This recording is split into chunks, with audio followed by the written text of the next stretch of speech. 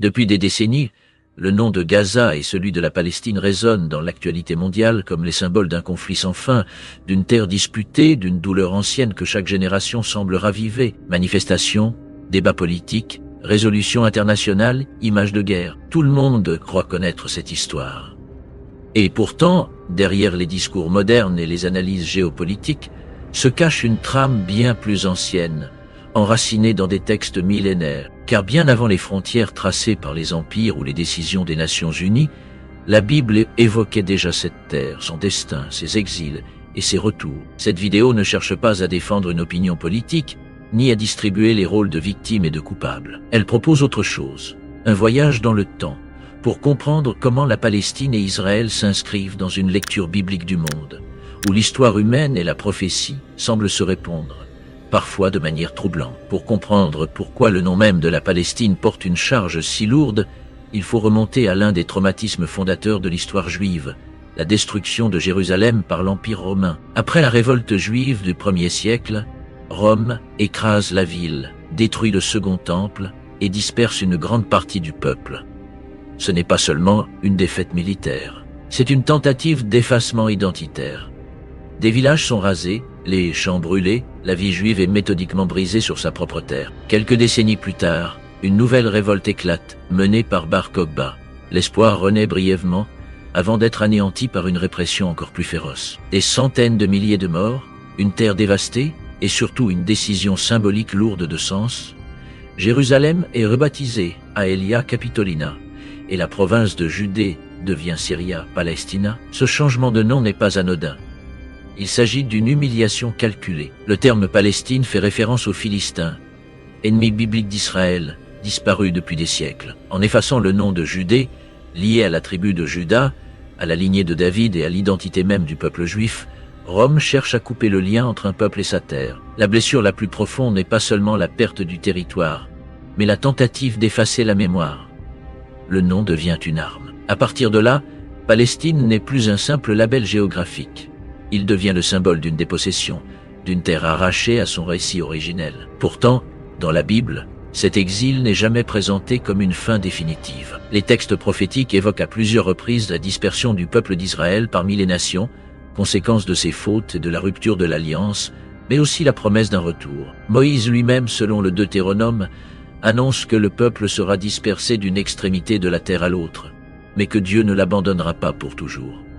Les prophètes, de Jérémie à Ézéchiel, décrivent un exil douloureux suivi d'une restauration future. Ce double mouvement chute, puis retour structure toute la vision biblique de l'histoire d'Israël. Parmi ces prophéties, l'une des plus saisissantes se trouve dans le livre d'Ézéchiel. La vision de la vallée des ossements desséchés. Le prophète y est transporté dans une plaine remplie d'ossements blanchis par le temps, symbole d'un peuple mort, sans espoir. À la question divine, ces os peuvent-ils revivre? Ézéchiel répond avec humilité, laissant à Dieu seul la réponse. Alors, sur ordre divin, les os se rapprochent, se recouvrent de chair, puis reçoivent le souffle de vie. Ce qui était une vallée de mort devient une armée vivante. Dans le texte biblique, l'interprétation est claire. Ces eaux représentent la maison d'Israël qui se croit perdue à jamais. Dieu annonce qu'il ouvrira leurs tombeaux, qu'il les fera sortir des nations où ils ont été dispersés et qu'il les ramènera sur leur terre. Il ne s'agit pas seulement d'une résurrection spirituelle, mais d'une renaissance nationale.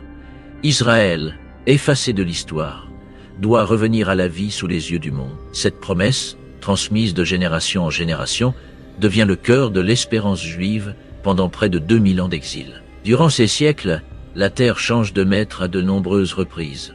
Après Rome et Byzance, les armées musulmanes prennent Jérusalem au 7e siècle. La ville acquiert une importance nouvelle dans l'islam, notamment à travers le récit du voyage nocturne de Mohammed.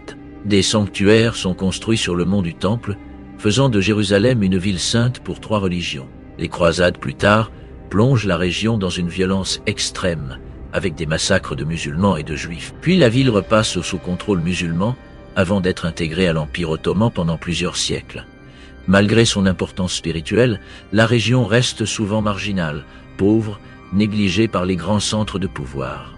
Pendant ce temps, le peuple juif vit dispersé à travers l'Europe, l'Afrique du Nord et le Moyen-Orient. Il subit expulsions, persécutions et pogroms, de l'Angleterre médiévale à l'Espagne de l'Inquisition, jusqu'aux ghettos d'Europe centrale. Et pourtant, l'idée du retour à Sion ne disparaît jamais. Elle s'inscrit dans les prières, les fêtes, les textes sacrés. L'an prochain à Jérusalem devient une formule rituelle, un espoir transmis malgré tout. À la fin du XIXe siècle, cet espoir ancien rencontre une réalité politique nouvelle. Face à l'antisémitisme moderne et aux persécutions, notamment en Europe de l'Est, le mouvement sioniste émerge. Theodor Herzl, dans son ouvrage sur l'État juif, affirme que les Juifs ont besoin d'une patrie où ils pourront vivre en sécurité. Pour beaucoup, ce projet n'est pas seulement politique. Il résonne avec les promesses bibliques. Des vagues d'immigration commencent à arriver en Palestine ottomane, où des communautés juives et arabes coexistent déjà. La Première Guerre mondiale bouleverse l'équilibre régional. L'Empire ottoman s'effondre et la région passe sous contrôle britannique. La déclaration Balfour de 1917 marque un tournant. Pour la première fois, une grande puissance mondiale soutient officiellement l'établissement d'un foyer national juif en Palestine. Après la Seconde Guerre mondiale et l'horreur de la Shoah, où 6 millions de juifs sont exterminés, l'idée d'un État juif devient pour beaucoup une nécessité morale. En 1947, les Nations Unies proposent un plan de partage de la Palestine en 2 États, l'un juif, l'autre arabe. Le plan est accepté par les dirigeants juifs, rejeté par les pays arabes. En mai 1948, l'État d'Israël est proclamé. Le lendemain, plusieurs armées arabes attaquent le jeune État. Contre toute attente, Israël survit et étend même son territoire au-delà des frontières prévues par l'ONU. Pour les Israéliens, c'est une guerre de survie, vécue comme un miracle. Pour les Palestiniens arabes, c'est une catastrophe. Des centaines de milliers de personnes fuient ou sont expulsées, devenant réfugiés dans les pays voisins. 2 récits nationaux, 2 mémoires douloureuses naissent en parallèle. Les décennies suivantes sont marquées par des conflits répétés. La guerre des 6 jours en 1967, qui voit Israël prendre le contrôle de Jérusalem-Est, de la Cisjordanie et de Gaza. La guerre du Kippour. Les accords de paix avec l'Égypte. Les intifadas palestiniennes. Le retrait israélien de Gaza et la prise de contrôle du territoire par le Hamas. À chaque étape, certains voient dans ces événements l'accomplissement progressif des prophéties bibliques, notamment celles annonçant le retour du peuple sur sa terre et les conflits des derniers jours. D'autres y voient avant tout des dynamiques politiques et humaines. Les 2 lectures coexistent, souvent sans se rencontrer. Dans certains textes prophétiques, notamment chez Ézéchiel et Zacharie, il est question d'une coalition de nations se dressant contre Israël dans les temps futurs, d'une confrontation majeure où Dieu interviendrait directement pour défendre son peuple. Ces passages, souvent évoqués sous le nom de Gog et Magog, sont interprétés de diverses manières. Pour ceux qui adoptent une lecture littérale, les tensions actuelles autour d'Israël et de Jérusalem ne seraient pas seulement politiques, mais spirituelles, inscrites dans un scénario plus vaste qui dépasserait les décisions humaines. Pour ceux qui adoptent une lecture littérale, les tensions actuelles autour d'Israël et de Jérusalem ne seraient pas seulement politiques, mais spirituelles, inscrites dans un scénario plus vaste qui dépasserait les décisions humaines. Qu'on y adhère ou non, cette lecture biblique du destin de la Palestine et d'Israël rappelle une chose essentielle. Ce conflit ne peut être compris uniquement à travers les prismes modernes de la diplomatie et de la géopolitique. Il s'enracine dans des récits anciens, des mémoires blessées, des promesses transmises depuis des millénaires. Pour certains, l'histoire contemporaine confirme les paroles des prophètes. Pour d'autres, elle montre surtout la tragédie humaine née de la collision entre foi, identité et pouvoir.